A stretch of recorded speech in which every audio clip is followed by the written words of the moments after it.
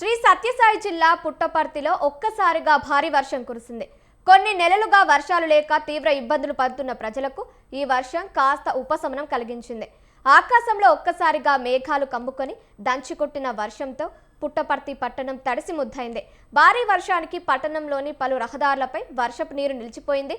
RTC bus stand నుంచి సత్యమ్మ దేవాలయం వరకు రహదారిపై మోకాలి లోతు వరకు నీరు ప్రవహించడంతో వాహనదారులు ప్రజలు రాకపోకలకు తీవ్ర ఇబ్బందులు పడ్డారు. మరోవైపు ఎండవేడితో అల్లాడుతున్న ప్రజలకు ఒక్కసారిగా వాతావరణం చల్లబడడంతో ఉపశమనం లభించింది. బోర్లలో నీరు లేక ఎండిపోయే పరిస్థితులు నెలకొన్న వేళ కురిసిన వర్షం రైతులు ప్రజల్లో ఆశలు రేకెత్తించింది.